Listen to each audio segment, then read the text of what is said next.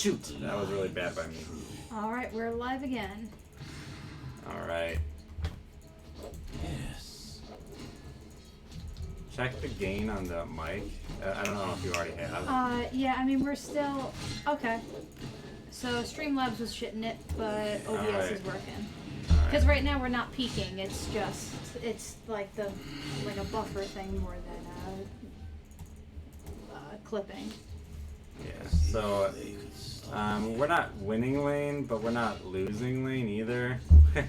This has been pretty close. Let's see how many last. Alright, let's see the money. Our ally does have a mana boots, which is good. I'm just sitting here auto attacking Abaddon, trying to do lots of damage. Darn, I was hoping to hit both of them with that. But Monkey King is really squishy. So like just continually tapping him is has been pretty good.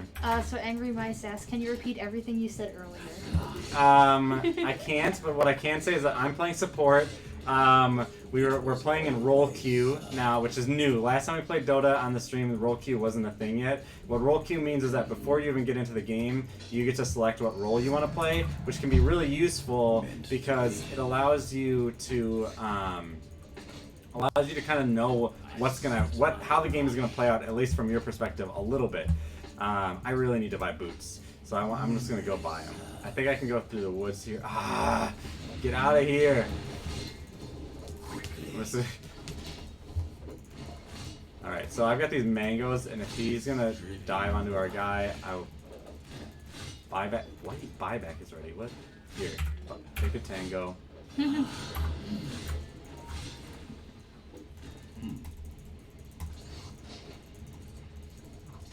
Oh wait, did I not give him my tango?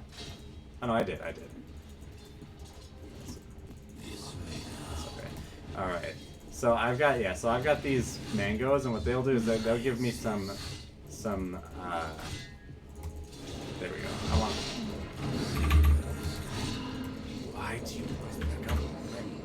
So Angry Mice is asking is it kind of like Warcraft? Because he doesn't have a real reference for MMOs, but this is not an This is a MOBA. Yeah. World. It's kind of like an RTS game, as you can tell from like the top-down kind of controls. Oof. Says our teammate. And so top-down controls means like you're kind of looking down upon your. Normally it would be like a whole army, like in StarCraft, and you just like select like your units. But instead, these guys will just mindlessly run down the lane and attack. And our goal is to kill their ancient, which is right here. Their goal is to kill our ancient, which is right here. You have to go through a bunch of towers and little barracks and racks and stuff. And so the ultimate goal is to kind of win through like gaining incremental advantages. In particular, as you can tell down here, we have items. And so the items greatly increase the power of your character as well as levels. Why does he always back off right when I exfil him? God. What is it like playing the game where you constantly start at level 1 instead of increasing and starting at like a higher level the more you play? I think that it creates a more consistently competitive environment to play the game.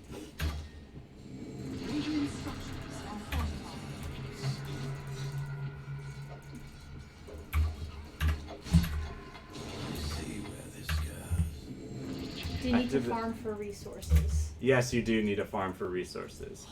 Can you talk about the different resources? So, because I'm a support, I will be buying lots of a variety of different resources. So, like, my ally, he's a carry. And what a carry means is that that you need items to be successful. Meanwhile, I'm a support, and what that means is that I don't need items to be successful. Oh, I missed. If I had hit Abaddon there, he probably would have died because he's really low. Pangolier's dead. That's okay. I don't have any way to gain back mana either. That didn't go too well. I really want to buy these mana boots. So what these will do is they'll give me mana and they'll give my allies mana when they're near me. And why that's useful is because both me and my ally heal Pangolier need mana to be effective.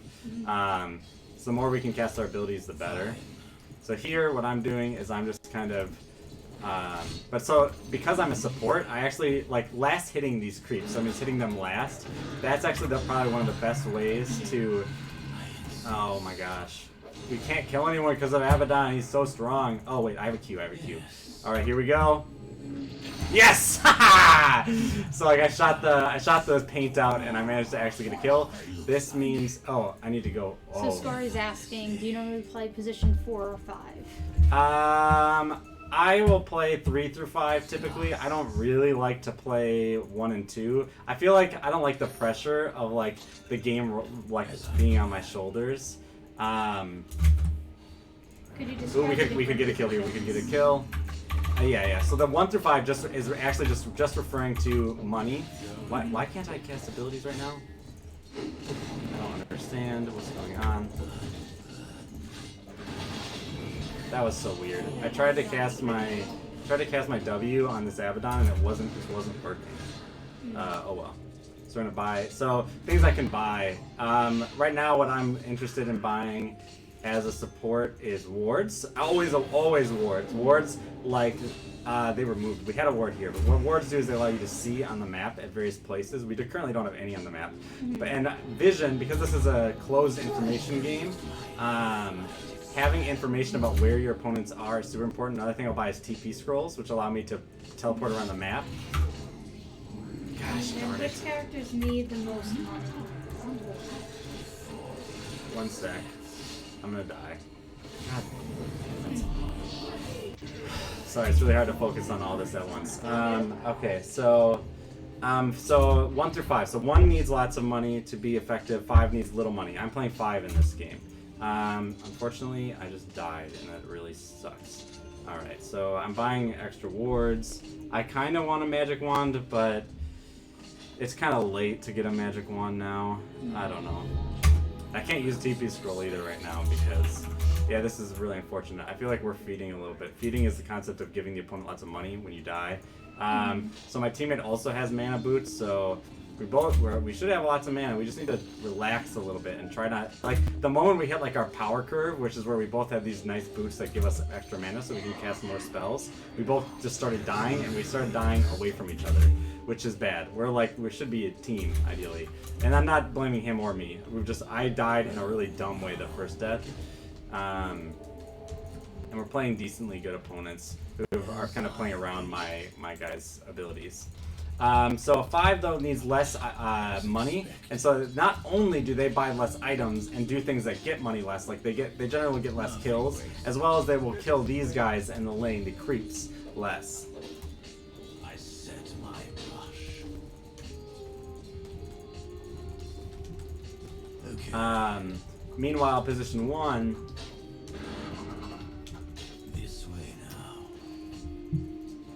Monkey King can be annoying. He can jump between trees. I don't know. Our Pangoliers kind of goose hunting right now. I should. Oh jeez. Alright, so I need to dodge the hook. So that Pudge is gonna throw out a hook. There we go. So I just needed to make sure that I wasn't.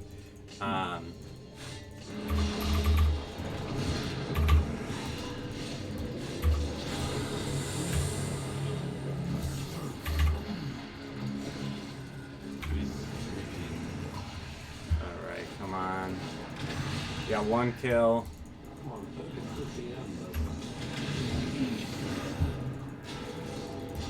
So now he gets healed when he gets punched, so I don't wanna punch him for a second, and he gets a kill. Let's see. Alright, we got 2 there. I'm probably gonna die. I have faith in you. It's okay, he died too. Oh, he denied himself, darn it. So denying is the act of punching something that's just like on your team that's just about to die, so that the other team doesn't get gold or experience from it. And Pudge is one of those heroes who can deny himself, because he's got an ability that damages himself. Gotcha. So there, he killed himself. So I had asked Scory if he plays or she plays the same type of archetype across games, like a support here versus support in another game. And they describe themselves as a scaredy cat. I keep missing the. Had a large range to help that team. I keep missing the. Steady grace. Let's see. I need to. Oh, there's 3 top. Okay, I need to be really careful here. I insist.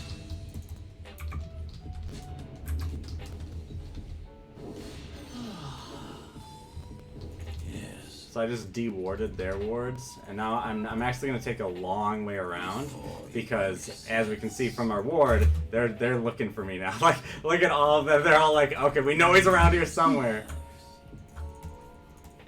So those are runes. Runes appear in the middle of the map, and they give you like some advantages. And so, in that case, that's a double damage, which is probably the strongest rune in the game. And that, obviously, it doesn't mean double damage and all damage, but it just means on your auto attacks, which are when you right-click something like this. Oh, my teammates are they're kind of like fighting up there. I guess, oh yeah, I'm gonna start moving up. We have vision of like this whole area, which is really useful for like ganks and moving in. Because if I know that no one is like here, I can more easily take a fight up here. Oh, god damn it, I wasn't even looking! Oh, this has been the worst. It's like so hard to stream and play this game. But it looks like my boy might get a kill here. I would say just get out of there. So do you find yourself playing characters that fulfill certain roles within a team that match how you personally would fulfill a role, or? No. In real life, I like to take charge, so I probably would like to be a 1R2. I like supporting other people too. Okay, I need to be focusing on my role. That's what I need to be doing. I can't even. Oh, that's okay. So, by focus on my role, I mean I need to be warding like up this place. So I'm gonna be putting down some wards all across the map. Alright, our teammates are doing some hunting down there. These guys have been winning the game on their side of the map. And so let me go down and maybe assist them a little. They just got another kill, so that's really good. Nothing waits.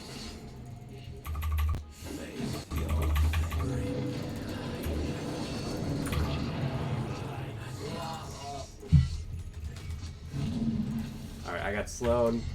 As I planned. Why? Why? This is rough.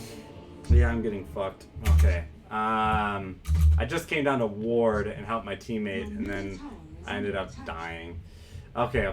So I'm feeding. I'm 1-5-3. The sad thing is, and why I can tell I'm playing worse because we're streaming, is typically I'll have like the lowest deaths on a team. Like that's like the one thing I'm good at is not dying.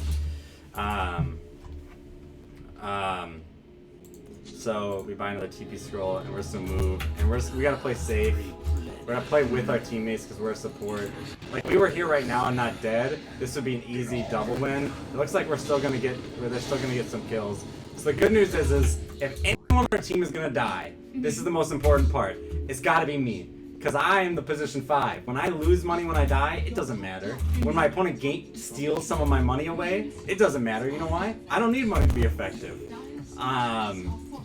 And so that is the one good thing about the fact that I've been dying. If I was like a position 1 or 2 and I was dying all this much, it'd be like game over. Like it'd be really hard for our team to come back. So I'm putting down wards. Let's see, these wards they have a while until they expire. So I want to stay with my teammates. Come down with this Weaver. How far am I from this? I want to put this in my thing. So one of the nice things is like, so this, yeah, it's too complicated of an idea to share right now.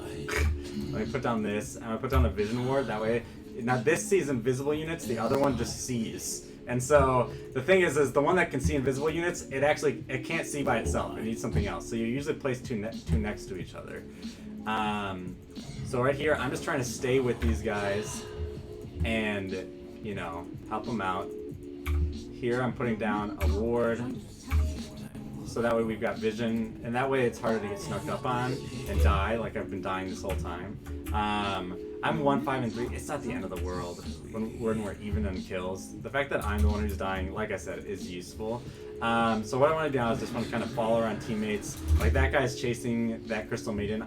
He's really mobile, so I wouldn't be surprised if he can get the kill. What I want to do is I want to put this stun thing on him. That doesn't matter. They murdered him. If I can get close enough, the range is pretty long. If Pangolier can slow them down. He's running into our jungle, which is pretty crazy. Oh, alright, so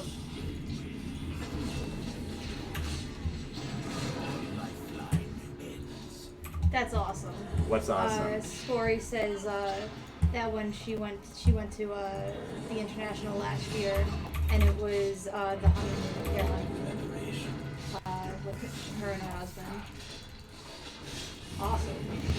Okay, yeah, that does sound like a lot of fun. Okay, cool. Come on, there we go. We went in a little too hard. Well, three of us died and 2 of them died. Oh no, 3 of them died and 2 of us died.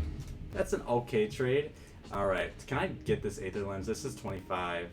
I don't want to sell that. Yeah, at least my wards are staying up all over the map. Warding can be really complicated. And maybe it's just neat. But the interesting thing about warding is like, so there's obvious places to ward. Like right here where like you've got this high ground is really obvious. But the more obvious, the more likely they are to check where that ward is, right? With their own invisible wards. So it becomes a game of like kind of cat and mouse when you're the support. Trying to place your wards in optimal locations where you're going to get lots of vision, but where the other team is not going to.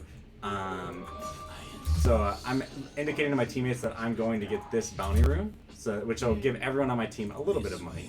I really want to go in there and reward up there, but right now is not a great time to do so.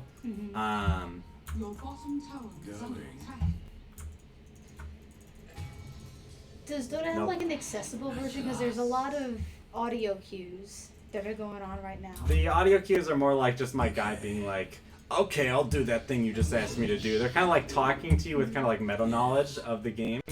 Okay. Not as much. I don't want to go down this way through the middle of the river. Let's see, Kangalier's there. Pudge is there. Pudge is their like tankiest hero. All right, so here we go. They're gonna try to stun him. I'm gonna silence him because he can do some nasty stuff when he's got his abilities. So, okay, monster kill.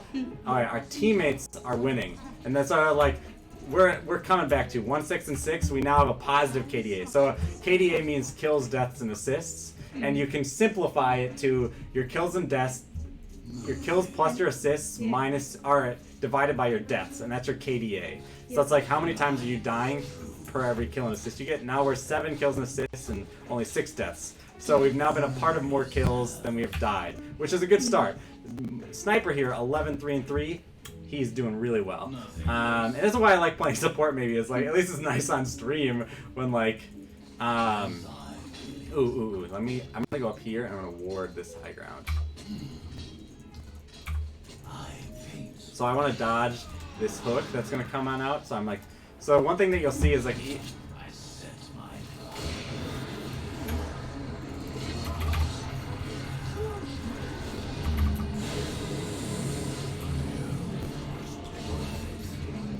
that wasn't a beautiful fight.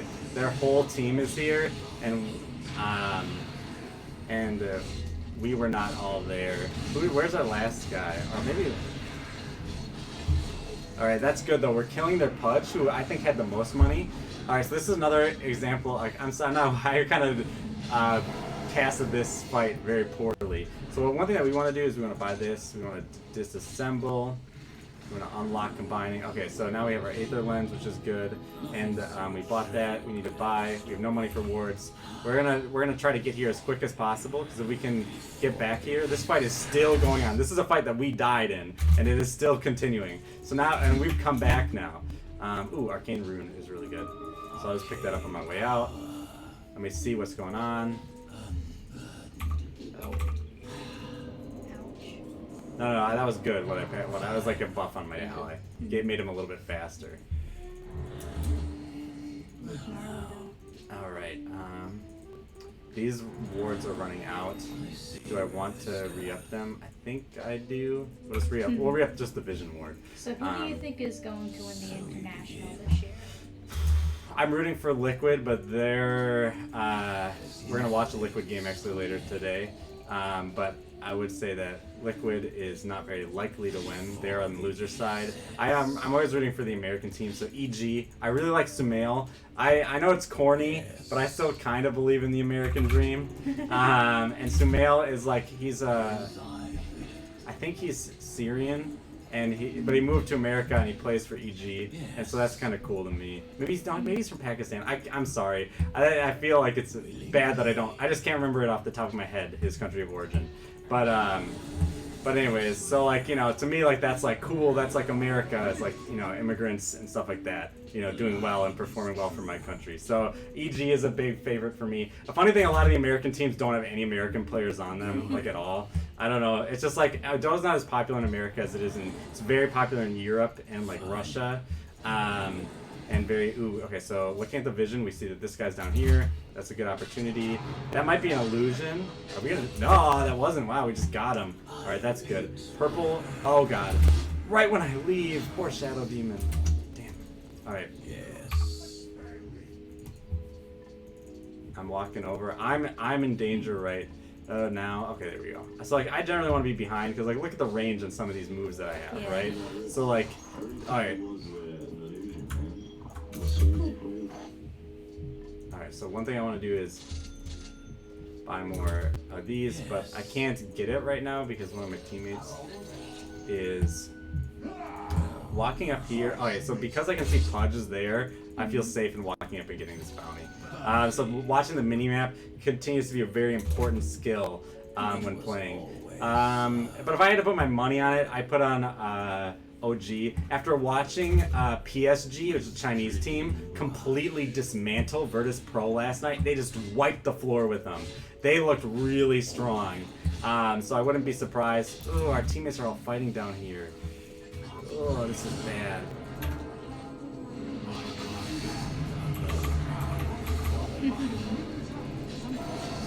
Where's the Crystal Maiden? She should be like in the middle of this if I can silence her. Yep, there we go, we got her. God, I love usernames. Meat Bay. Alright, so now that we won a team fight, we want to take some sort of advantage on the map. In this case, we're going to take this tower here. The bad news is this Abaddon is pushing this tower, so I'm going to TP back because just bit by myself, I can do this. And that's like, I just cleared a lot of the waves. So, my character, like, even though he's a support, and supports generally don't clear waves very well. So that was a deny. I get a little bit of money from denies. And so, yeah, my teammates are pushing there. I'm gonna move up here and stop this big wave, but actually, right before I do that, let's throw out one more Q, just to help our little guys push that a little bit more. And so you can see, as a support, you have a lot of responsibilities. All right, so Glimmer Cape, can I buy? Yes, I can't buy cloak. Okay, good. So now that Pudge is gonna have a hard time killing us because we just bought an item that gave us more magic resistance, and he does mostly magic damage, and so that's gonna help us a lot in the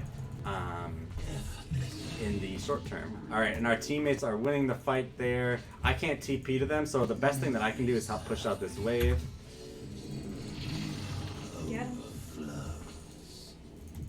Oh, but we're not last hitting particularly well. There we go, we got one.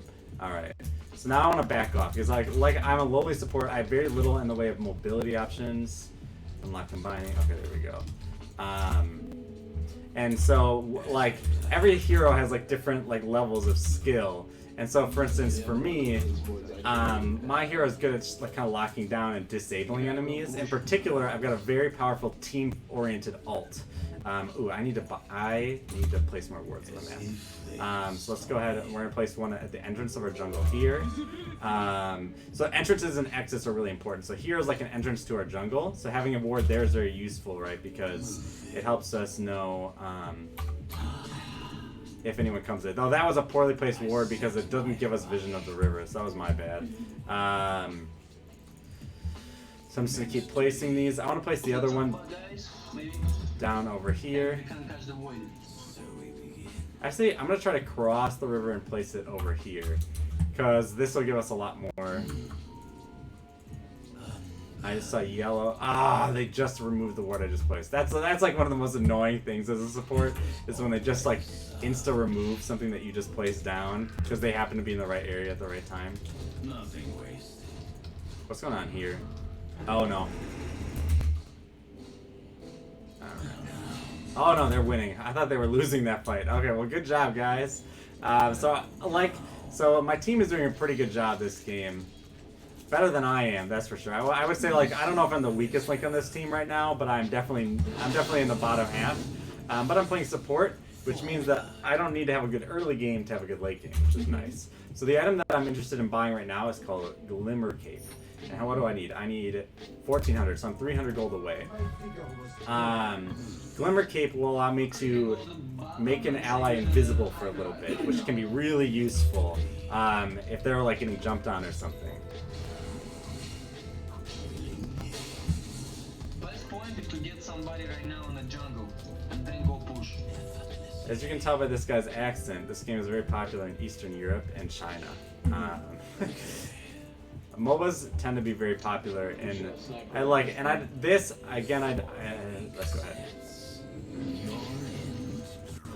I don't want to sound like I totally understand all cultures or anything, but I find in my experience that MOBA games tend to be more popular in group-oriented culture. Like in America, we have like an individual kind of culture where, right, like there's a lot of emphasis on the individual, whereas in a lot of Asian countries, the emphasis is on the group, and I think, oh, okay, cool. I want to buy that later. All right, okay. I need to take a drink of water quick. So we begin.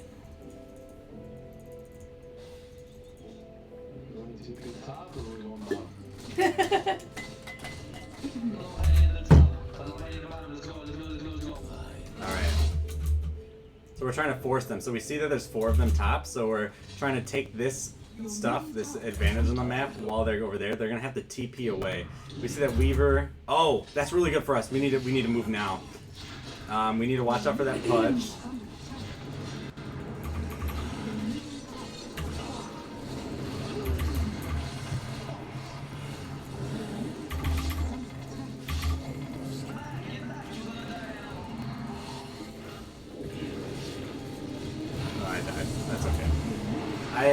Yeah, that wasn't a great engage. I needed to silence the Pudge sooner, so I'll take some response for that. Abaddon's pushing the, oh wow. We're throwing. The throwing means that we had I think we had a lead or an advantage, and now they have the lead or advantage. It's bad.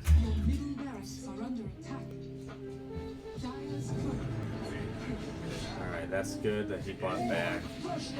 Let's see if they can get this. That's a hard hero to kill, because when he gets dropped to low health, he now gets healed whenever he takes damage. So they need to wait out that heal and not attack him. Like, they just healed him up. Okay.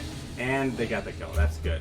So, but our courier's dead, so that's really bad. That just went terribly. It's okay. It happens. So now we're just playing from a deficit. This lane, because when these barracks get taken, it means that the lane will constantly be pushing against us. Because they're going to spawn more or better little creatures, and their creatures, they're better than ours. They're just going to keep pushing down the lane. You see, they got, like, that one's bigger than the other ones. All right.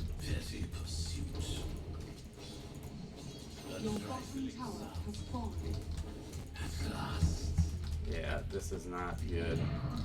Faceless Void is over there. Type This that. motherfucker. You're gonna kill this motherfuckers right now. Our friend right there is a little upset.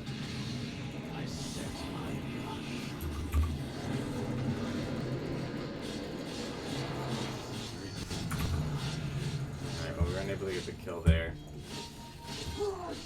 Oh shoot. Oh my gosh.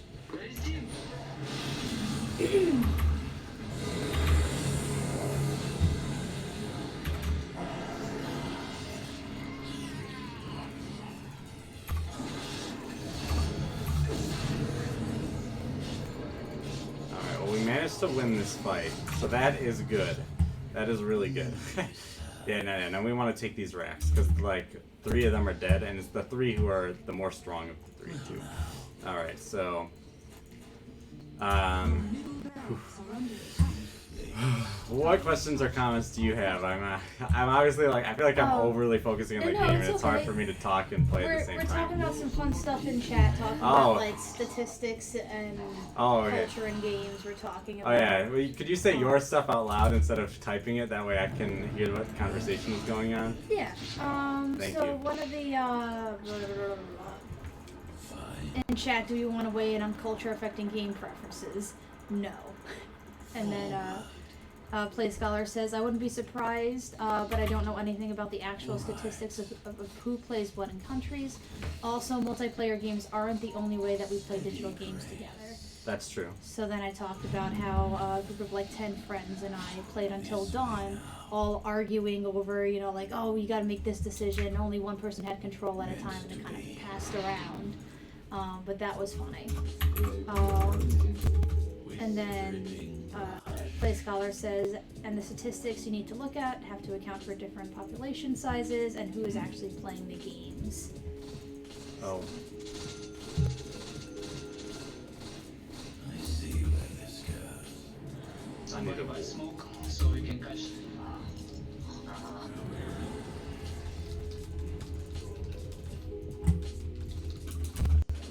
So I want to keep money right now for buyback. What buyback is when you die, you can buy back money to, or you can spend money to just come back immediately, which can be pretty useful. As expected. And so keeping up a little bit of money can be useful. Shoot.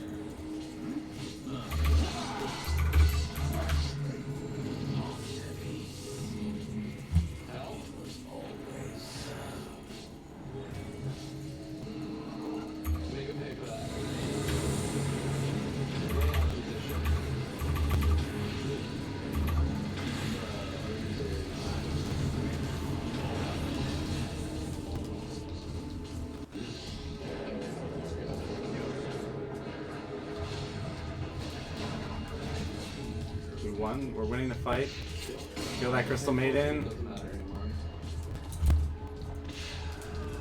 It's been a tough game. Jeez. Having some extra intelligence is good. Having some extra movement speed is good. We'll go ahead and do this. We don't really want this, and we'll put it into our backpack. Chat started talking about the longevity of the esport career. That was something we talked about in our first episode, actually. But it's still relevant. Some people have very long esports careers. Like, there's Counter-Strike players who are like playing into their 30s. But I think if you look across the board at any sports, so not just esports, most careers, especially professional careers where people are making money, are very brief. Like in the NFL, the average player plays for like a year. Yes, you have your Tom Brady's or your Brett Favre's who play for a super long time. But I think all sports, it's very difficult to maintain skill at high level, and there's a lot of turnover of skill because it's advantageous to try to find new, younger skill that you might be able to develop into something special, rather than investing into somebody who's maybe reached the peak of their skill. And so those things all mean, as well as I think esports as a career is becoming more and more recent of a thing. So I think about some of the best StarCraft pros. Some of them are very old because they're from the old StarCraft 1 scene, which was old. But some of them are very young, like Raynor and Cyril. Like Raynor is like in his teens, and he's like one of the best players in the world. And so he's I think that the younger people, like, let's say born after the year 2000. They don't have less of like a stigma associated with like playing video games for a living. And maybe that means, okay, cool, we just killed their biggest carry, or at least one of their biggest carries. Alright, so now... Alright.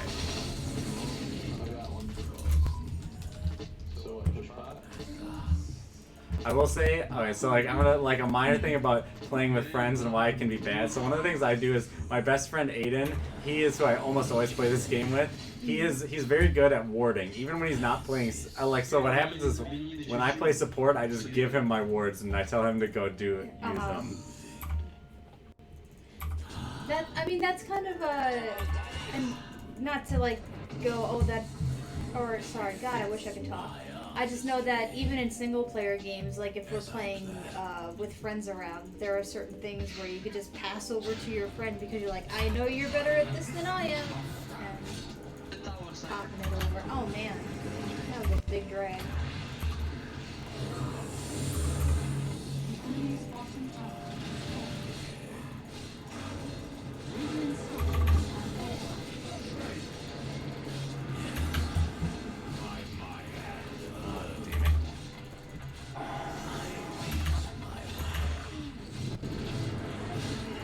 So Play Scholar is asking you if your friends do the pass the control thing.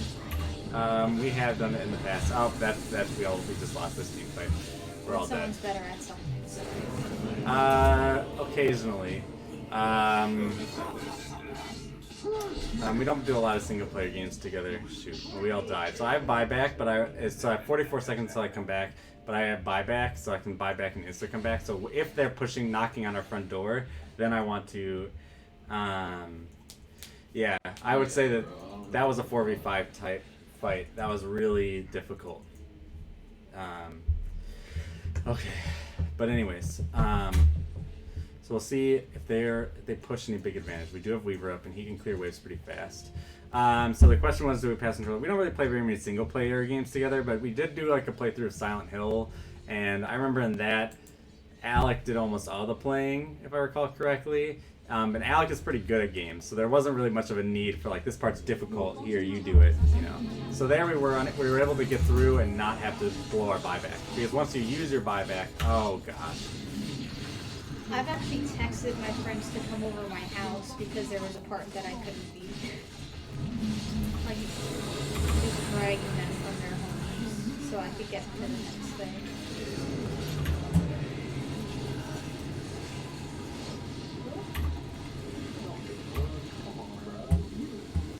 But I don't know what I'm doing wrong. I don't know if it's me even.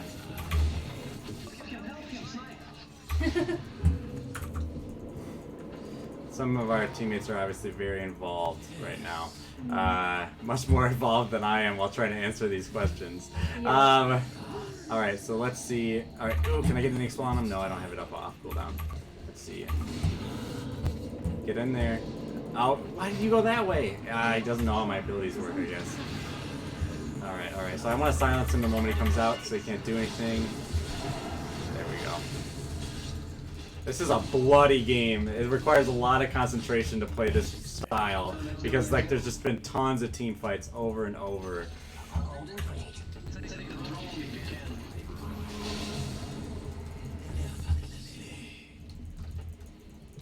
don't really want to tank this. Where's our minions? Oh.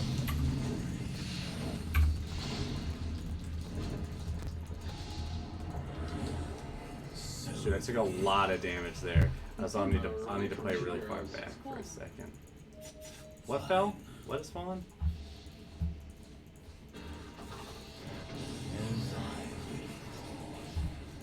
They don't have two of their carries right now. Oh shoot.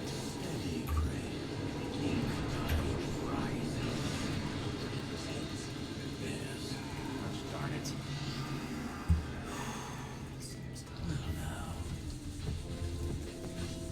Sniper, what the hell are you doing?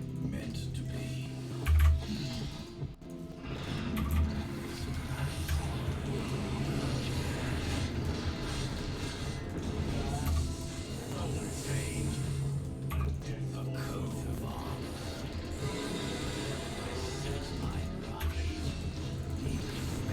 I'm dead. Okay. What's going on? Where's the question? Oh, we are going ham. I mean, I'm glad you guys are having fun. Sorry. Yeah. It's become a girl chat. Okay. So no boys. No, I'm kidding. So pretty much we were talking about a theory. 1 second. I'll get there. A theory that women do controller sharing more often between friends as you are playing together, either to make sure everyone is having fun or because someone has more skill and you're assigning it to the person that has more skill. Okay. I asked, do you feel it's more of a practical or an administrative function? Play Scholar responds, personally for me, as it's both frustration and game sharing. I just get frustrated and pass the controller over. Scory says both for me. If it's a lot of friends over, I definitely will pass it around. But if it's me on my own and I'm struggling, I'll reach out to my friend. So then I asked also, do you feel like access to consoles affects game sharing at all? I remember groups of friends gathering at one place because only one person had the console. Mm-hmm. So. Yeah, I don't know if it's necessarily gendered, but I can see the reasons why. Why, like I can see what you're talking about, and why, like, I can see, like, arguments for that belief. So I'm gonna put down some words here. Yeah, maybe there's, like, some sort of machismo associated with, like, oh, I can do it, right? I can beat this challenge, right? I don't need your help. I could see that kind of being part of it as well, right? It just depends also on how people enjoy playing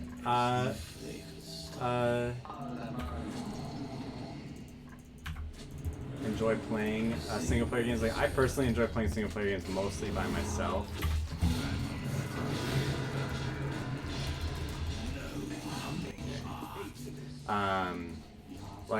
Like typically when I play a single player game, I just play it, it's just me, myself, and I.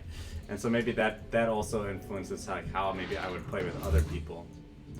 Did we lose any of these? No. Okay, good. So Play Scholar says that one of their friends has been told that it's cheating when you beat a game by getting. Well, that is Play Scholar. I'm sorry, but your friend's an idiot. Not her friend, but someone who told her friend. Oh, well, that person who told your friend that is an idiot. I don't know, like, everyone needs help once in a while. Like, getting help is not a sign of weakness or of, you know what I mean? Like, you beat the game. Like, you know what I mean? Like, I just don't, I don't know. I guess, to me, it's a nonsensical, like, belief. Like, it's kind of like a no true Scotsman kind of thing, like, right? Like, real gamers don't get help. It's like, what? Yeah, of course, everyone gets help on everything from now and again. Like, nobody gets to where they are in life, like, successful and stuff, I feel like that's almost saying, like, no game's complete until you do 100% completion, platinum trophy, BS. Sure, exactly. It's dumb.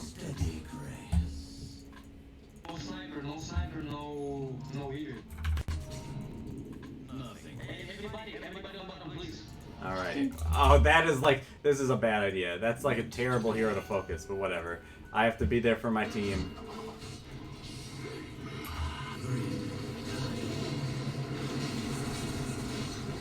This thing's gonna proc. No, we don't attack him. Don't attack him. Don't attack him. I wonder, just because it's so popular in other countries and the world is very English oriented, for better or for worse, mostly for worse, but, like, I wonder how many people learn English as a second language in order to communicate in online games. I'm sure that there's definitely people, or people who just happen to have learned English because it's the lingua franca. Yeah. Oh, shoot. But improve it for the sake of. You can't just send one to take out a faceless void.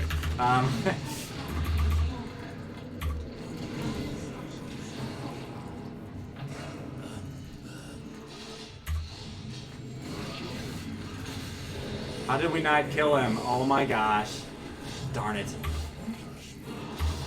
That was probably pretty dumb what I just did. That's okay. Get the Pangolier with that.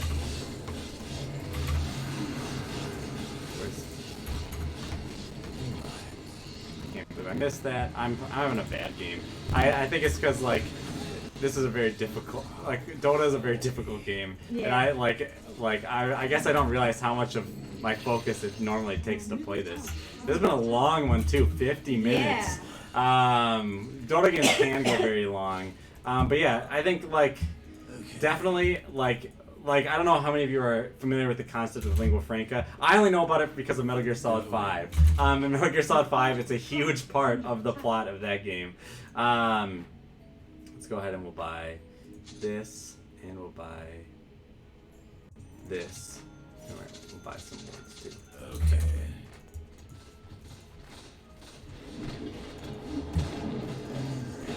Please don't die.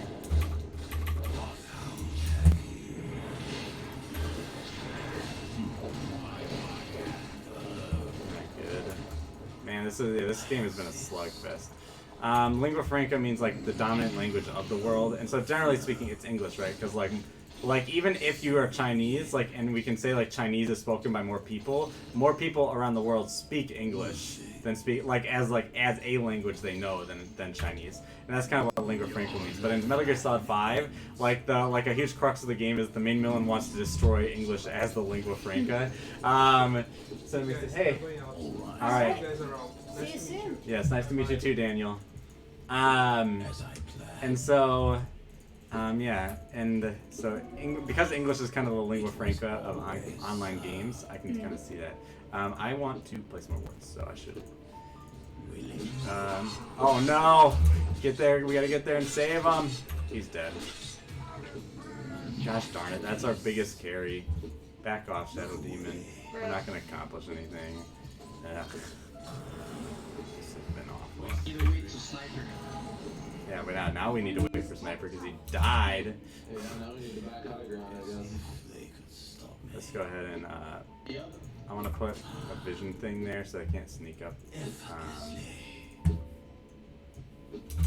We have to be more careful as a team. That Sniper has died too much. He should be like Sniper should like just.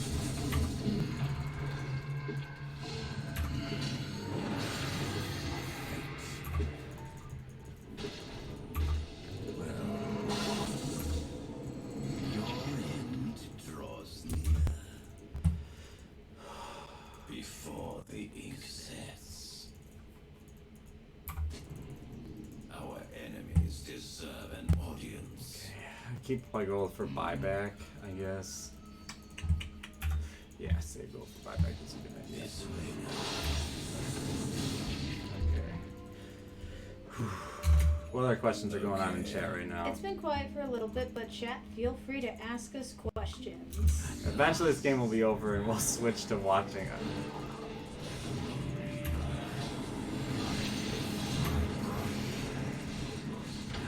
Stop attacking him.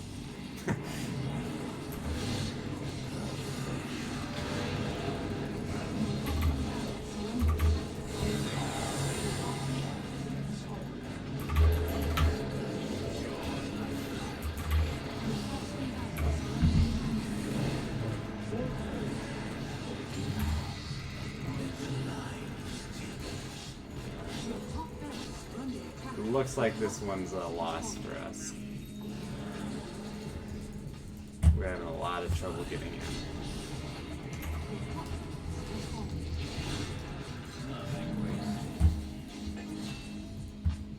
So who is your favorite hero, regardless of whether or not you play them? Probably Abaddon, this guy right here. But the guy I'm killing, not the guy I am.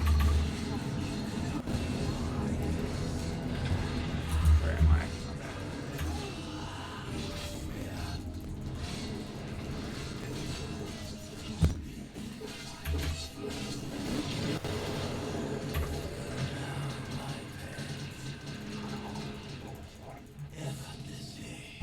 We need to push and try to win that right now. We are at such a heat. Wait, they have mega creeps? Shoot. Well, we lost. Rough. Darn. So megas means that they've taken out all of our racks. And they've got these. So basically what we should do is we should... I don't know what we should do. This game is over. That's okay. No, I will. You gotta get their fucking clone. Yep, we gotta go right now.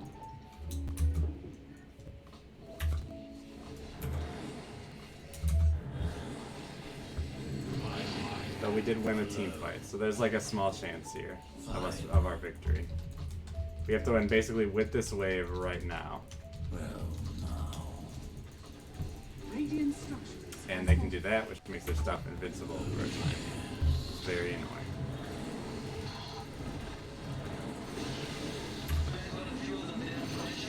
Just get back. Don't risk it all. We have to risk it all. I don't think you understand.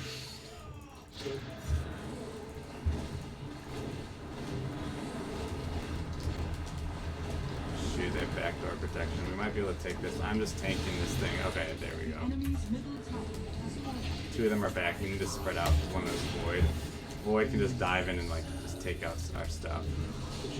I'm dead. Alright, that's okay. It happens. Oh, good banish.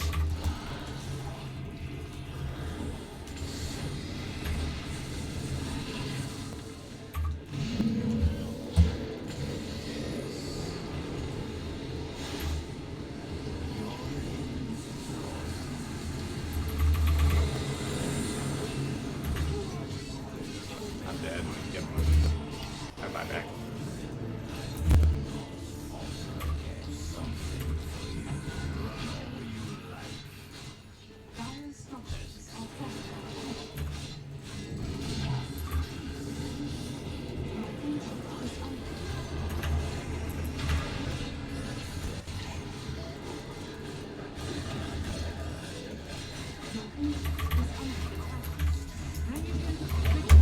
Yeah, we lost. That's okay.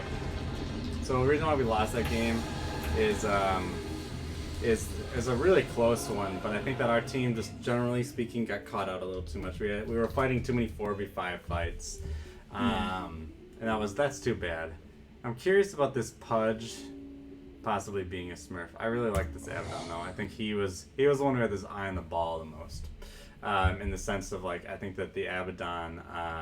He was taking a lot of objectives, which is ultimately the point of the game. Sometimes people can get really kill envy, right, and just be focused on that. I would say I had probably the worst game of everybody.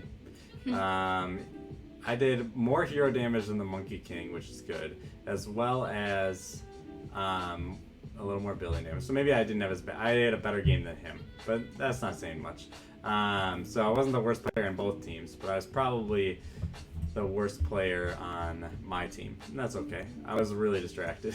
And that's okay. It can be a difficult game. I did do my job. Like, look at how many wards I bought. 20 and 15. That's a lot of wards. My time dead wasn't too bad. 705. Not as bad as the Pangolier or the Weaver. Actually, better than almost everyone on the team. So what that means is that I died a lot early because I had the most deaths. But the amount of gold I lost from dying and the amount of time I spent being dead was way lower than everyone else, which is important. Do you feel like these stats accurately reflect a good and a bad game? Generally speaking, sure. You can't just take them 100% into account, but they do help you understand the narrative, especially after the game. You can look at them and kind of understand. Especially, I try not to do it for blame. Like I don't want to look at this and say, oh man, if only our if only our Pangolier did more damage. I don't know what I would say. Like looking at overall across the whole game, it looks like, wow, we did way more. Like actually, we can go back to even before we started the game. What did I say? They look really tanky, like they're gonna take a lot of damage. I don't know if we'll have enough damage to kill them. Then you look at the hero damage dealt. We have a guy in the 44, 61,000, and 45,000. No one on their team eclipses 33. So you'd think we would have easily won this game if you just look at this one stat, right? The problem is that they were reducing a lot of damage, as well as they were taking objectives a lot more smartly than us. And so, oh well.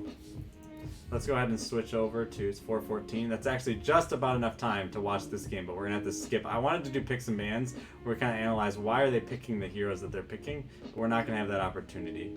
We're just going to jump over to the actual game. What's your approximate MMR? No, not very good. I barely play ranked. I play mostly casual. It's like 1,000 maybe. I'm in like bronze league or whatever. I'm terrible. I was gold league in league, so I'm like not terrible at video games, but you know.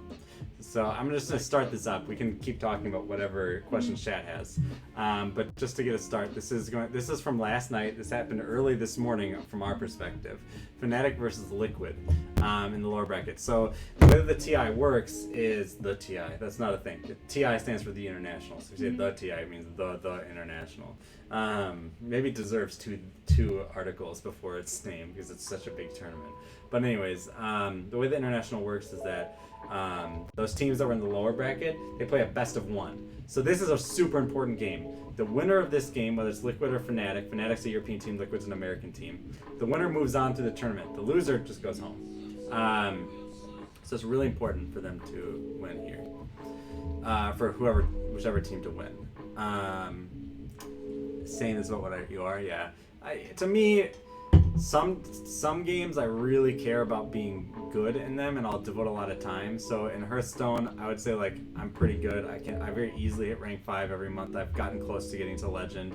In StarCraft, I'm plat, which isn't that good, but I've played against and beaten like diamond players, which is enjoyable, and I like practicing those games and getting better at them. Dota is a game I more play like with my friends for the enjoyment of playing Dota than it is necessarily for me just to get good, so to speak. As well as just the fact that I've always had, I think, more trouble in team games, generally speaking, this school is like split screen, trying to show all the lanes. I think the important thing when playing competitive games is to enjoy them, like, and have fun. I think the acquisition of skill is also enjoyable and can be a prime motivator for playing the game. But when you make winning your sole goal, you're going to start losing a lot, because if you make winning your sole goal in soccer and you only play in your local soccer league, maybe you can get better than everyone else in the local soccer league. But when you're playing an esport, the game will inevitably match you up against the best players players that are the same caliber as you. So no matter how much you practice, you're only going to win about half your games. No matter how much you practice, no matter how good you get, unless you're like literally like the best player in the world, right? Especially in these team games. But like in team games or in Hearthstone where it's 50-50. In StarCraft, the best players will win like 70% of the games, the tippy top of the ladder. But again, those are the best players in the world. If you're not one of the best players in the world, you're going to win like half your games. And so if your sole goal is to win, you're ultimately going to have a poor experience, in my opinion. And so it's very important to have a healthy mindset of understanding that like you play the game to have fun and to get better and to win. Winning is fun. Winning can be good and it can be a good motivator. But if that's all you care about, you're going to probably get burnt out of the game pretty quickly, in my experience.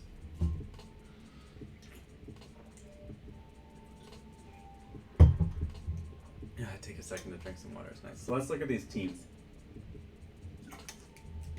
Let's do a quick overview of all of the heroes on both sides. Team Liquid's got Gyro, carry. He's like a little man in an airplane. He likes to shoot out. He likes to shoot from his airplane. But he's pretty squishy. His big thing to look out for is he's got a missile that will travel and stun an enemy, but it's really telegraphed, so you can like watch it come and hit you, and you can run away from it. So then we've got Tidehunter, which is who's on the screen right now. Big, beefy tank guy. As you can tell, he's got reptilian skin. And the big thing to note about him is his ult is one of the biggest stuns in the game. It hits a huge area. You see these huge tentacles fly up from the ground. Yep. We got Shadow Shaman and Wisp are the two supports. Wisp connects her, I think herself, or we'll say itself, because it's a Wisp. I don't know if it has a gender. I think it actually does in the lore of the game. But Wisp will connect itself to allies. So you'll see occasionally you'll see like a white line connecting two heroes on the same team. That means one of them is Wisp. Wisp can transfer HP between them and has like a cool teleport. Next to Wisp on the top of the screen is Shadow Shaman. Shadow Shaman's got multiple stuns. That's his big thing. He's got a Hex and he's got like a stun that's kind of stuns both him and the target at the same time. And then finally we got Necrophos. So those two are the supports. Necrophos is the mid laner here who's getting attacked in green. He's basically like a ghost man. One of his coolest things is his ult creates this huge scythe that just crushes somebody, and if it kills them, I think it like increases their death timer. It's like there's a Wisp, so it's really bonkers. Looking over at their comp is looking to have Tidehunter kind of front line, and then have Necrophos and Gyro right behind, with Shadow Shaman kind of doing a lot of the initiation with his stuns. Here we see that was Gyro and Whisper on top lane together. What we see Tidehunter doing here is like, why is he way over on the other side, the enemy teams of the map? He's doing a thing called pulling, which is a more advanced strat. What pulling is you pull the wave and you like kind of tank the wave there, so that way it's constantly pushing for your team and running into the other tower. And it makes it harder for the other team to last hit when you're pulling their wave. Looking over at Team Fnatic's lineup, they've got Leshrac, who I assume is probably their mid lane, but Leshrac can kind of be played anywhere. His big thing is that he's right there actually, so he's the one getting killed right now. We'll see if he can live. He's got an AoE stun, which can be pretty useful, but it takes a long time. It's like it's like a 1, 2 poof kind of thing. It's like you can really tell it's coming. So it's best to usually chain stun it with something else. But his big thing is his ult makes it so he spends his mana very rapidly, but all enemies around him take damage. It's like a toggle ability, as opposed to most ults, which will be like a one-time use, big cooldown. Next time we got Kunkka. Kunkka's really cool. He's got a big stun. You'll see a big pirate ship be coming in. But he's also got this, he's kind of like a pirate. And so one of the things he'll do is he'll like mark an enemy. And wherever they move for like the next 5 seconds, but like 5 seconds later, you'll see like a little dotted line kind of following them around, and then an X on the map, like a pirate treasure. And then they'll jump back to where that was. And so the big thing he wants to do is he wants to mark you so he knows where you'll be in 5 seconds, and then send the pirate ship in so that they collide at the exact same time. We got Enigma, who's got probably the best ult in the game, that's the big thing you gotta know about Enigma. He's got a black hole. We'll eventually see it. There he is. He's got little minion guys too. Sadly, we're jumping around a little too much for me to like talk about them while they're on the screen. But his black hole will stun all enemies in the black hole as long as he's conjuring it, which is super powerful. Like it's like a long time stun. Here we've got a team fight going on. So far, no deaths. First blood will give you a little extra money, he's dead, yeah. So we saw he was running away, and then he got warped back, because that was the Kunkka's, like, X thing. So you gotta watch out for Enigma's black hole. Next to him, we've got Elder Titan, who I've, like, he's one of the least played heroes in the game. To be honest, I couldn't tell you all of his abilities. And then we've got Timbersaw, who we see on our right side of our screen there. Yeah. That was a big Elder Titan thing. He can, like, put enemies to sleep. That's one of his big things. And Timbersaw, he's got some pretty cool mobility, and he can cut down trees and stuff like that. He's got a big whirling saw that you'll eventually see kind of come into the game. So that's just a quick overview if you're watching on, like, who is in this game, what are they doing. Overall, you try to find like a narrative in the game. So if we were listening to the commentators, they're definitely going to be crafting a narrative as like who's ahead and who's winning. We can see that Team Liquid is ahead very slightly, under 1,000 in terms of a gold lead. So it's a very even game. Both teams have 1 kill. But being even isn't always... Being even on like the stats doesn't always tell the whole story. In this case, I would say... Ooh, this is kind of tricky. So neither team has what we call like a super hard carry. So hard carry is somebody like, for instance, I'm gonna single out Lifestealer, who I don't know if we've seen Lifestealer in any of our games that we've played on stream, but Lifestealer has an ability that makes him so that he can't take magic damage and he can't be stunned or anything like that. And that's just a regular ability that he has. Because of that's one of his abilities, he wants to get a lot of damage and he can heal really fast. So it's very important with Lifestealer to get lots of items because his abilities are so conducive to being able to do lots of damage from items, because like they're just naturally make him like last longer. Here we see Fnatic take an early kill. Wisp gets away, but the Gyrocopter does not, and Gyro is one of their main carries. We can see over on the left hand side. So we're talking about how do I watch this game. Note on the bottom they're showing the runes. I talked about the runes once in a while before. But if we look over on the left side, we see net worth. That can be a really quick way to gauge like who's ahead and who's behind. You can look and see, it's like, for instance, we see Necrophos has the most money, like the most net worth. And we see the Elder Titan's got the least. Now just because somebody's got to have the least, and just because, we got another gank going on here. They're jumping on top of... Necrophos and they killed him. That's really good because Necrophos, he's got the biggest net worth, so killing him is obviously pretty useful. And it looks like they might be able to get this tower out of it too. So we see Fnatic is taking a small advantage here, whereas before they were a little behind in gold, now they're a little ahead. But those heroes at the bottom of the net worth, just because they don't have money doesn't mean they're losing. They might be a support. Supports, remember how I was buying wards? Once I place that ward, it actually loses my net worth too. It's like because it's not part of the current amount of items that I have and their value. So you can't just look at net worth and say one team's winning or losing, but it can help give you an idea of where people are at. Here we see red, green, red, green, red, green, red, green, green, red. And so what we can tell by that is that Team Red is probably a little ahead because they're like generally speaking like stilting. Their 1s through 5s tend to be a little bit ahead of the other team, but this is a very equal game right now. In terms of towers, that's another good way. If down at the bottom hand corner here, that's a good way of noting who's ahead and behind. So we see that Fnatic have lost 1 tower in top, and once I stop moving the mouse, we'll be able to see that Fnatic have taken 1 tower in the bottom lane, while our Liquid have lost 1 tower in the bottom lane. So one team could be ahead in money, but if they're behind in a lot in map presence, that's really bad. The most important tower to keep in mind of is the middle towers right here. So here we have a pause. Let's see how long does this pause last. It lasts a little bit. Somebody had some sound issues because someone wrote sound in the chat. So these are the most important because the easiest way to enter into these jungles, right, where you can easily pick off an enemy because there's less vision in the jungles, right? Look at how much vision they have along these lanes. Not a lot of vision in here.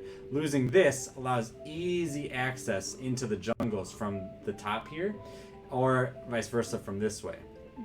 And so that's an important one to note. If a team has lost their mid tower, they've lost a lot of map presence. They are unaware more often of where the enemy team is. What questions did you have as we're watching this? I have had one. It escaped me. I do talk. Oh. I kind of just keep talking. No, it's okay. Go It ahead. also doesn't. I don't think I got the non-drowsy motion sickness Oh, thing. So, yeah. like, I'm barely keeping awake right now. Okay. But what's indicative of a pro player? What do you mean by indicative Like, of a pro player? what are certain things that help you go from someone who's starting to intermediate and then intermediate to more professional? Like, is it resource awareness? Is it spending things at the right time? Is it anticipating? Oh, it's definitely all of those things, right? Being a pro player and being able to play on this level, there's a lot that go into it. So like, first, like if we want to create like that was close. So like he was teleporting out, and you can't interrupt a teleport unless you have a stun, and they had no stuns, so they had to kill him in the 5 seconds. Oh man. And they just had gotten him. And here, Alliance is taking. So I'll answer your question just like Alliance is taking him.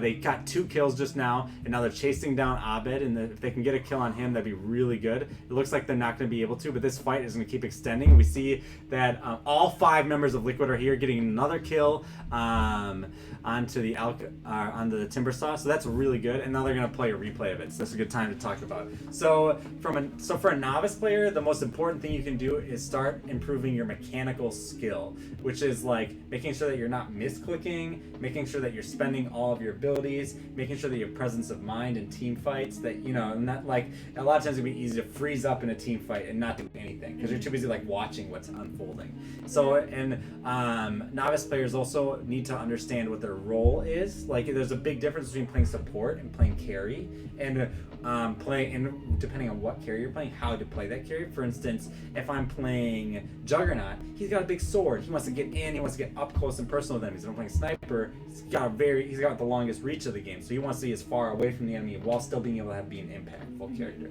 because he's squishy. He doesn't want to be up close because then he's vulnerable. And so understanding your character's strengths and weaknesses, that's a novice thing, like to me, because you need to and understanding like your positioning and stuff like that. Those are all like novice things that'll help you get better. Just understanding the rules of the game, like being able to look down at, like, for instance, and I'm not great at this, but like this, I'm looking at this Lestrak up when we lost him, but I was looking at his items and I could tell what he was building and what he wanted just by looking at his items. And that's all what we might call, that's like the down payment almost in the game, right? It's like upfront knowledge that like you just need to accrue over time, generally speaking. So for instance, I can see that Necrophos, he is clearly worried about magic damage because he has the hood. And what the hood will do is it will give him magic resistance for a short period of time when he activates it. Here I see that this Lestrak has the Yule Scepter. What Yule Scepter will do is it make a tornado under somebody, and you can't hit them, but they can't move or do anything either for like a second. And like I noted before, he's got a big stun, right? That takes the telegraphs. It takes a second. So he clearly is going to want to raise somebody up and then stun them. So if I was playing against that Lestrak and I knew that he had that Yule Scepter, I need to play more careful around him. Because if I get into... So before, it was like, I'll just dodge the stun, right? If he tries to do it. Now it's like, I need to make sure that I avoid the Yule Scepter. So that's all... To me, that's like novice to intermediate level stuff. It's just being able to play around what your opponent wants to do, understanding their goals, understanding what your goals are, and executing your goals while preventing your opponents from executing their goals. Intermediate players to advanced players to professional players, they work on a lot of different skills. Obviously, their mechanical skills are just going to keep getting better and better and better and better, right? Being able to make sure that you're just not making mechanical mistakes is really, really important, because every time you make a mechanical mistake, that's like maybe what we call in tennis an unforced error, right? Yep. But map awareness becomes a huge key of like better level play, like being able to understand, like being able to look at the map and understand, like, oh, I can't see enemies, so I need to back off because I don't know where they could be. They could be anywhere. Or being able to look down and say, oh, I see enemies. I have an opportunity here to do something, right? Like, oh, they can't stop me from doing X, Y, or Z. Map awareness is really key at like an intermediate level. Like, you can have all the mechanical skill in the world, but if you're constantly diving into the enemy team 5v1, you're screwed. You're not going to do anything. No matter how good you are at clicking on correctly or using your abilities in the right order.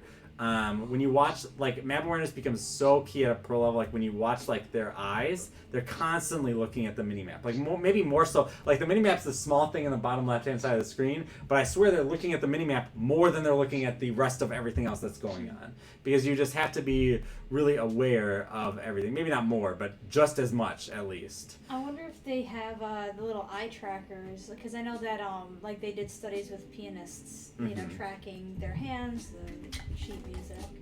I'm sure that they have. Like they're I've watched like eye tracking on, I think it is Overwatch or something. And so like I'm sure if maybe that's something for another week, but we could look up eye tracking in Dota 2 and kind of get an idea.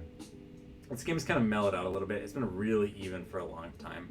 I would say Liquid have taken a small advantage. They're up in towers right now. They're up in kills by a little bit. They're actually down in gold, though. So they have a little bit more map presence, I'd say. Oh, here we go. A big fight. There's that big stun I was talking about earlier with the tentacles shooting out. The rest of the team Liquid is collapsing. We see that big AoE sleep from Elder Titan. It looks like they're only going to get Elder Titan here. So what I would say is that was a fight in Liquid's jungle. So they were able to respond very quickly. Here, Miracle is fighting... I know that's Timbersaw. I was trying to get the actual name. Miracle is the gyro. So there was a thing, but like I noted, Wisp has that teleport, so they long-range teleported from across the map. So here I would say, because of the nature of how Fnatic just got caught out, things could have gotten a lot worse for them. But they were able to mostly get out unscathed, only losing one member. That's not bad. Sometimes you take those. Interestingly, Fnatic is ahead in gold, but has a significant lead, 2K. Not like, I guess, not, I always say not insignificant lead of 2K gold, but the Dota plus probability of who wins was actually in Liquid's favor, presumably because they have that map awareness. Pro players are also obviously much better at working with others, because again, you can have all this map awareness and abilities and mechanical abilities and stuff, but if you're not working well with your team, that's going to cause a lot of problems. So sometimes a player could be mechanically not as good, but if they're able to work well with their team and they've got good presence of mind, like kind of like in D&D having like wisdom, right? And like as opposed to just having raw intelligence or strength or dexterity. Sometimes wisdom can be really good, like being able to make just good decisions. A lot of high-level play is because the captain and stuff can't talk to the players while they're while they're playing. They have to, like, they're working together as a cohesive unit of 5, and they're communicating to each other, and typically a team will have a shot caller. Shot caller is the one who's going to say, like, we need to go in now and attack, or back off, or take top tower, or whatever particular idea, and the team has to work together to accomplish that goal.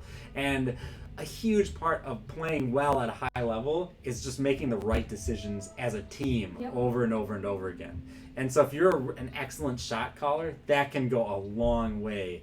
I remember in League, there's a team called Cloud9, and they had like a support. I think his name was Sneaky. And Sneaky was not like a mechanically gifted support in the same way as a lot of the other supports or other players in the NA League. But for Cloud9, he was such a steady rock in terms of shot calling and things like that, or just he was a very consistent player. And so like there's a lot of different, when you get at the highest level, and like the difference in skill becomes a lot smaller, right? So even if one player is more mechanically solid than another, that doesn't necessarily mean they're not leagues better. And so that can be a big thing in terms of skills. So as you can tell, there's a lot of different skills to learn as you're playing. I don't think I've even covered all of them. And it changes depending on the game too. So like a person who's really good at one game, those skills might not even transfer over. For instance, I would say like a game like StarCraft requires a very different skill set than this. Like this is a lot of teamwork and things of like that. Like both of them require decision making, but different kinds of decision making. Like there's a lot less multitasking, for instance, in this game than there would be in StarCraft. That doesn't mean StarCraft is more difficult or less difficult. It's just part of what that game is. It's multitasking and managing your economy as well as your army, as well as scouting your opponent at the same time. Like those 3 pillars, doing all of them at the same time might overwhelm some players, right? And so if you can't do those at the same time, then maybe StarCraft isn't the competitive game for you, right? So there's a lot of different skills that need to be acquired, and so a lot of times these players obviously have spent thousands and thousands of hours on this game, and so they are developing those skills over that period of Here, Bathroom quickly. yeah, go ahead. Chat, if you have any questions or anything, I can read what you're writing, and so let me know. Let's talk about the game for a little bit. So it looks like things again. This has been a pretty slow game. We've had 13 kills in 20 minutes of play, almost 21 minutes of play.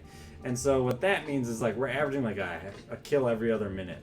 That's a pretty slow-paced game, especially compared to the game we just played, where like it felt like everyone was dying all the time, me especially.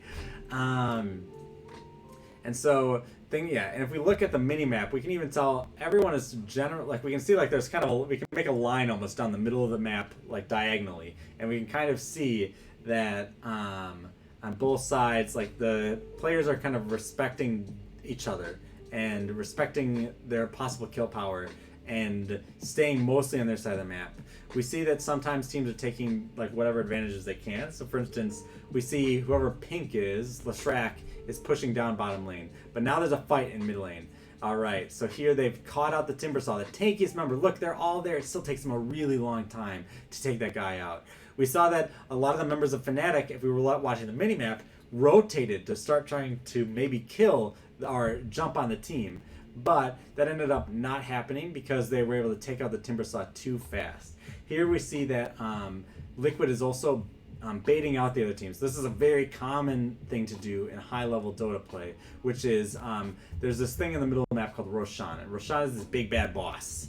And Roshan, the big bad boss, he will give you a thing that will revive you if you die, which is very useful, as well as a cheese, which will reduce all your cooldowns. And later on, and he gives you some gold and stuff like that. And so killing Roshan can give your team a huge advantage because of that Aegis, which is the thing that will return you back to life with full health, right where you died, which could be really useful in a team fight, right? Like if essentially they have to kill 6 members of your team rather than 5, and that's really, really good.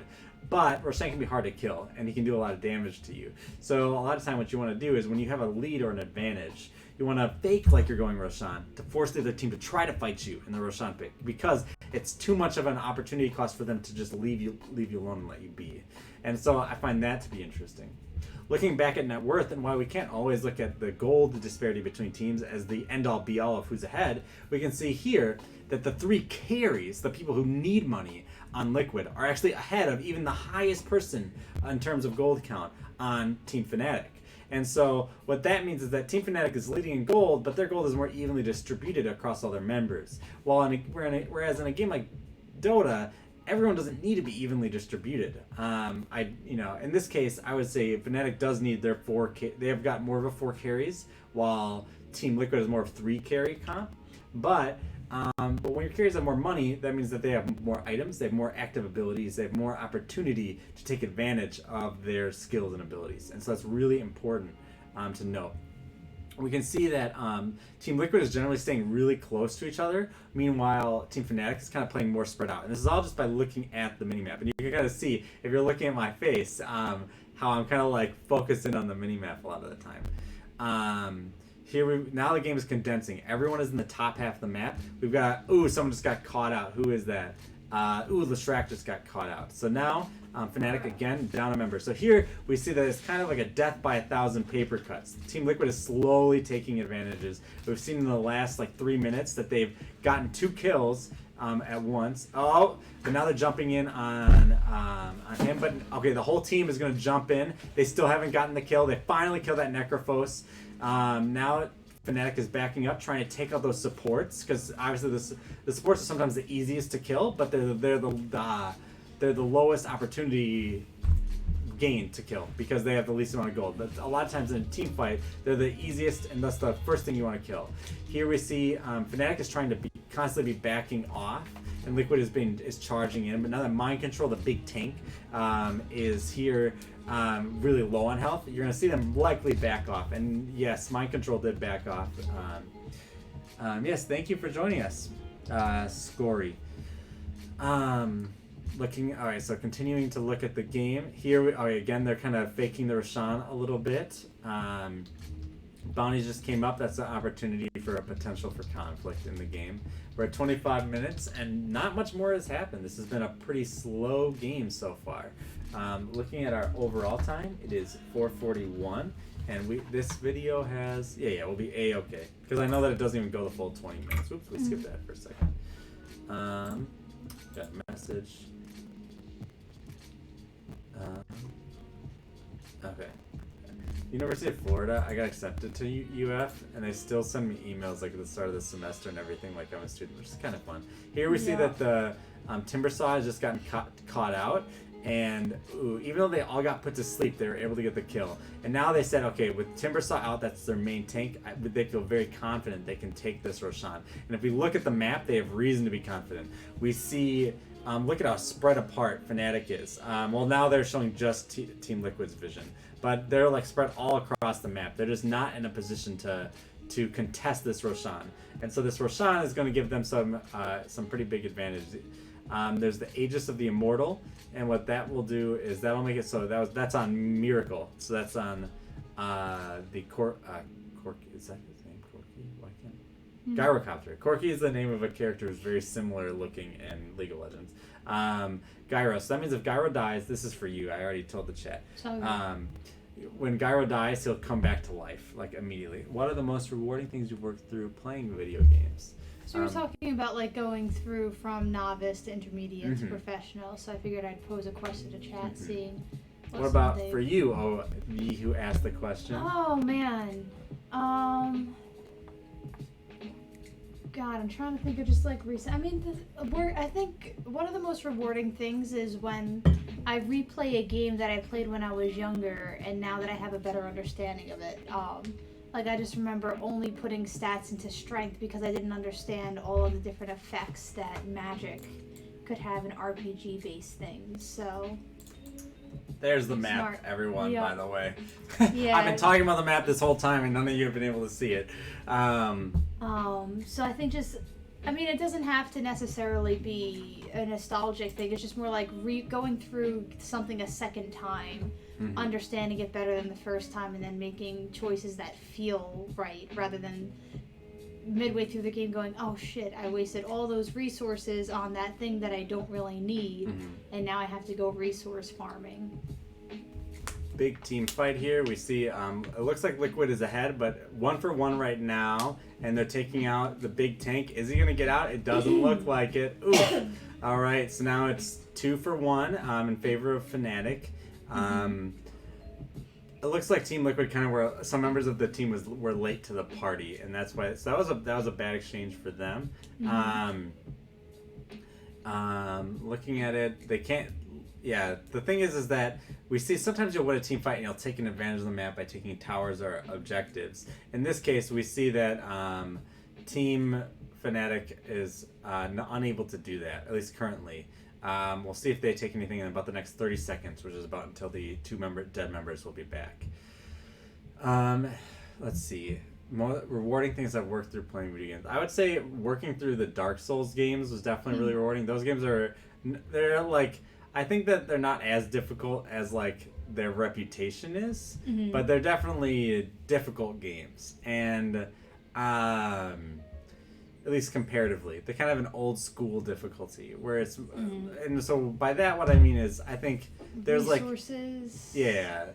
Well, no, not resources. Like new school difficulty might be like Final Fantasy or Devil May Cry, where difficulty just means enemies have more HP. You have to just execute the same thing more times in order to beat them.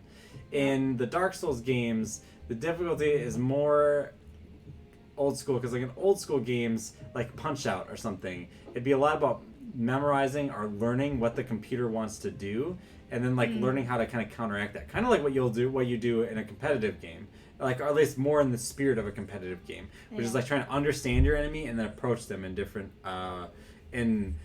ways. And like, so like you look back at like an old game like Ninja Gaiden, and learning how to do like a sequence of jumps or something like that is like a process of failing and succeeding, basically. You're gonna fail until you get it. And Dark Souls can definitely be like that, but it's a little punishing. It can be punishing to lose in that game because you lose experience and money and stuff like that when you die. And so getting better at Dark Souls was definitely, there we go, nice pick off there by Liquid. Was definitely like that was rewarding for me. I remember beating the Belfry Gargoyles, which is like this difficult fight where you start out fighting just one gargoyle, and the dark gargoyle is darn hard thing to fight, right? And like it's got this long reach, and you have to learn how to fight it. But then the first time you kill one or get it to half health, another one joins the fight. And then it's just like you now are like, not only are you juggling like this hard enemy, but now you have two of the same enemy you have to fight at the same time. And beating them, that was like a very rewarding experience of like getting better at something. I remember in Hearthstone reaching rank 5 with a homebrew deck for the first time and was really satisfying for me. That was like in 2017, the first time I reached rank 5. I had built this mage deck, and like it was my own deck completely. Like I didn't look online for any tips or anything. I like continually tinkered with it, and like with the core idea of the deck, which I really liked, which was, you know, that I was like this kind of controlling style mage, and there weren't really any controlling style mages at that time, decks that like anyone was running.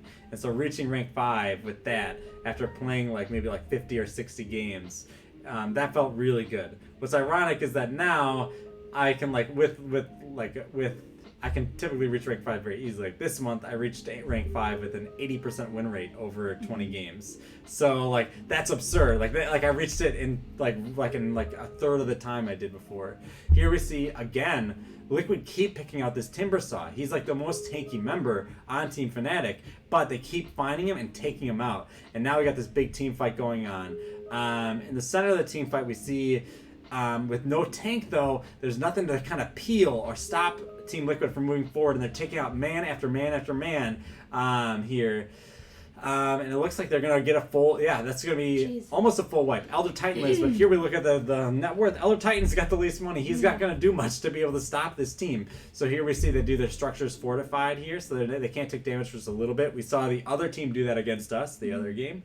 And now they're pushing as a group of 5. And they're like good decision making. Like, we're going to push this 5, and we're going to push these lanes out. Like, that's going to be our goal right now. Like, there's no hesitation from the team.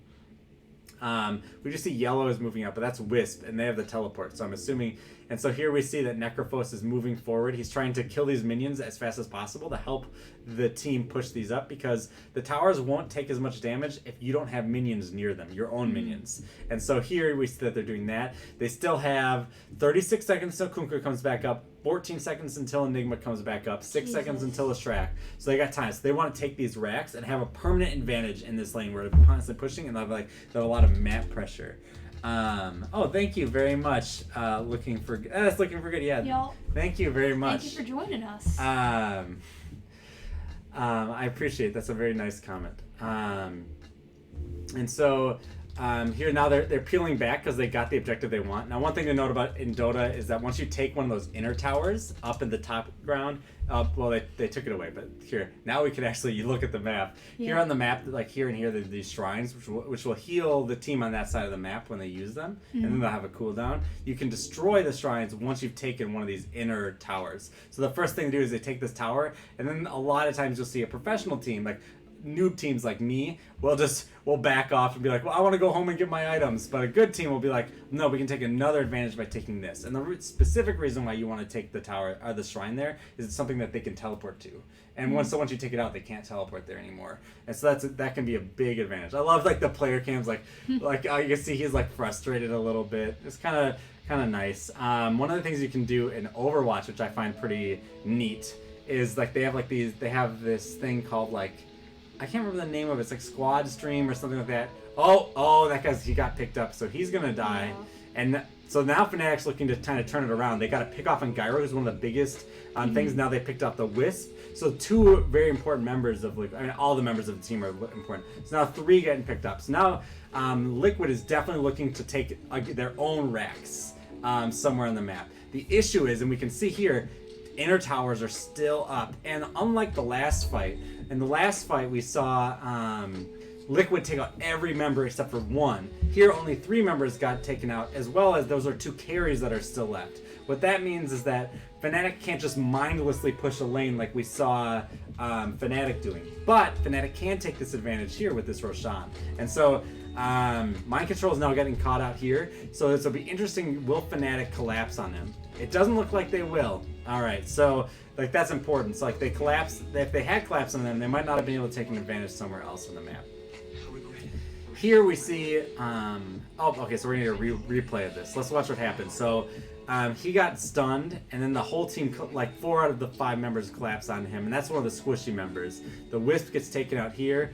I would say almost not great target prioritization. I wonder where the term squishy comes from, because I first encountered it playing D&D. So I'm just like curious where the origins of a lot of these terminology comes from. That's a good question. I don't know exactly where the word squishy comes from, but for those of you, if you don't know what it means that a character in a game doesn't have very much armor or health, so that they're relatively easy to take out. Here we see a mechanical error by Kunkka, and that might cost them quite a bit. So the mechanical error was, remember how I said that Kunkka wants to time his abilities so that when you get teleported back from the X, they land perfectly? Yep. He tried to do that to Gyro, but missed. It just barely whiffed. And so that means that they don't get a kill on Gyro here. They do get a kill on Shadow Shaman. So we see Fnatic is really fighting back here. And this is actually becoming a really interesting game because it looked like Liquid were kind of taking a pretty big lead. They won a huge team fight, took a big advantage, and now they've lost 2 team fights in the since then. Now, note they weren't major team fight losses. So a major team fight loss would be if all or 4 members of your team died. Yeah.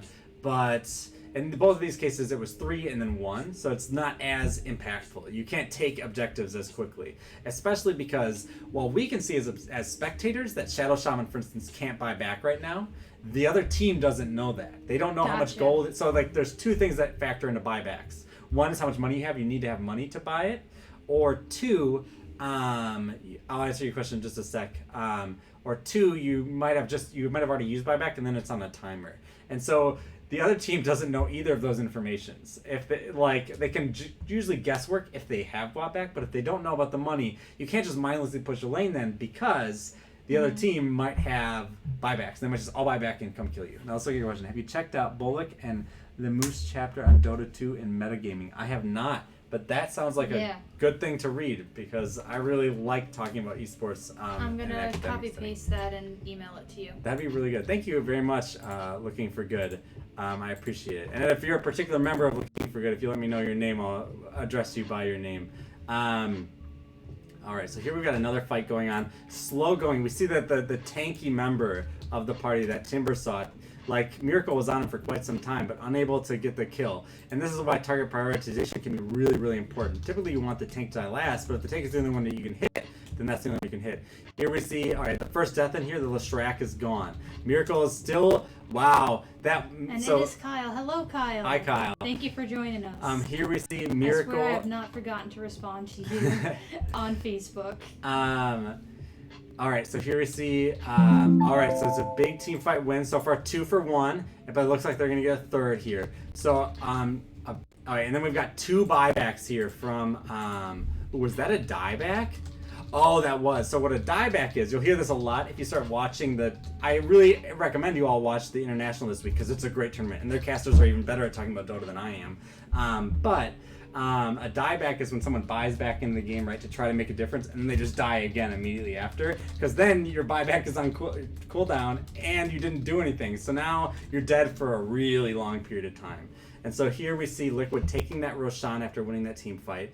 They're pushing up this lane. Buybacks are, like, if right now, Fnatic is definitely on their last legs because they don't have very many buybacks left. If they lose another team fight, they're going to have no ability to stop Liquid from pushing forward. Meanwhile, Liquid have all their buybacks. There's little there's little cost to them pushing up this, even if they lose. Here we see Mind Control is pushing up. He's that tank, right? So he's okay with taking those towers, like they're throwing, rocks at him, but he's fine. He's just trying to create a level of space between the 2 teams so that his team can take these barracks. Because ultimately, the way you win the game is by taking these objectives. So if you can take it without actually taking a fight, you want to do that. I'm interjecting here. Yes. So, we clearly saw push and pull, where it looks like someone takes the advantage greatly.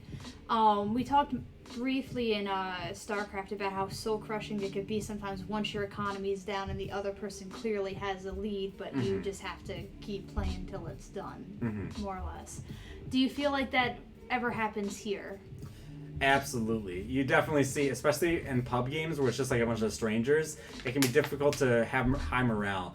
But we have possibly the last team fight here, so we'll see one member of Liquid. He instantly buys back, so he wants to get in here. There's the black hole. It grabs 2 members of that team. Man. But the Miracle, the Gyrocopter, has the Aegis, so he died, and now he's back in the game. Yep. Now we'll see. It's still 5v5. And the first member, Fnatic, has fallen, so now it's getting dangerous. And the Ancient there is getting really low, so not only does Fnatic have to worry about winning this team fight and killing those members, but they have to worry about protecting that Ancient, because if that thing dies, they just instantly lose the game, and it's really, really low. Another black hole comes in, and he must have bought a refresher orb, which we can talk about that later. And the Ancient goes down. And so even though it looked like Fnatic might have been able to win that team fight, it was too late, and Team Liquid took the ultimate objective of how you win the game. And they're pretty happy. Fnatic, they're out of the tournament now, so obviously they're bummed out. They're hugging each other. They get to keep playing. They'll play again later this week. Go America, right?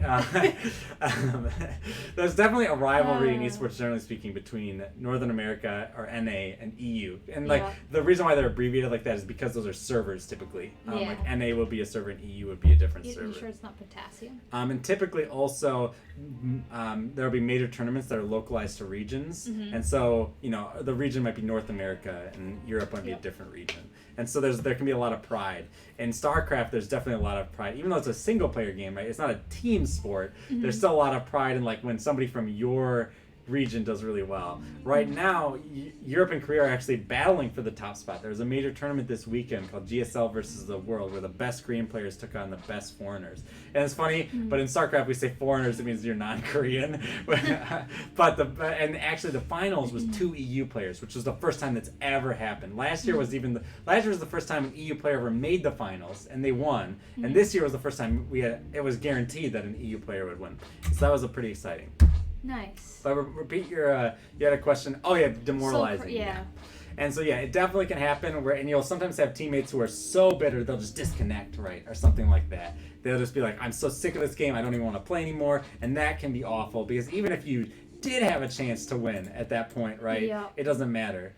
And but I will say that while it can be soul crushing to lose and like to feel like you're losing, one of the best feelings can be that feeling of we were down and we made a comeback. And and we worked together as a team to win.